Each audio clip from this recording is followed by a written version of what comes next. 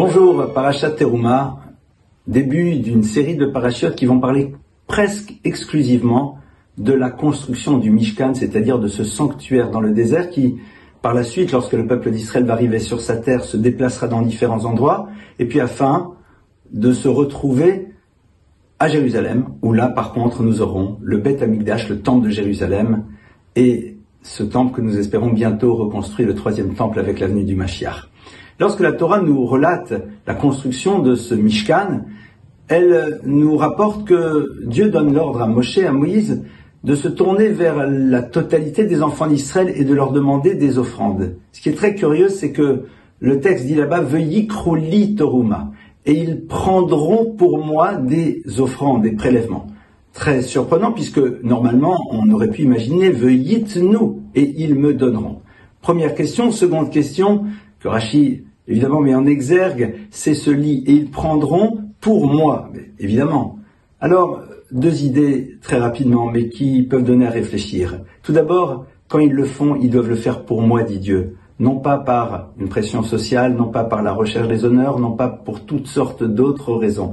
Lorsque l'on s'investit pour quelque chose de spirituel, eh bien, on fait ça par rapport au Ribono Shel Olam, par rapport au Maître du Monde, c'est ça qui doit nous agiter à l'intérieur de nous-mêmes. Et après, V'yikru, et ils prendront.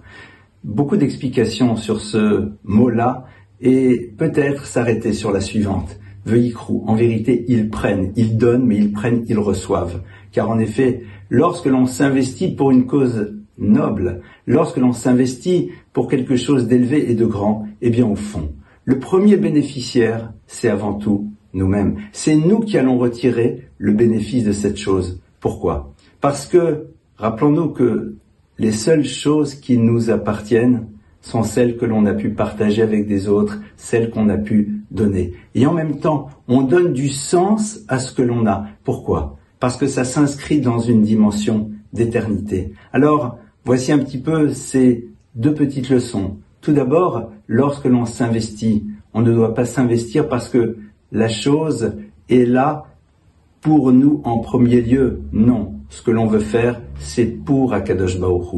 Et en même temps, lorsqu'on veut le faire pour le Créateur de l'univers, eh bien le résultat, c'est que nous allons nous en être les premiers bénéficiaires, car ce que nous allons donner va nous élever, va nous permettre de grandir, va nous permettre d'avoir aussi une relation différente au monde et aux choses, parce que on va s'interroger sur la fonction et le pourquoi de tout ce que l'on possède.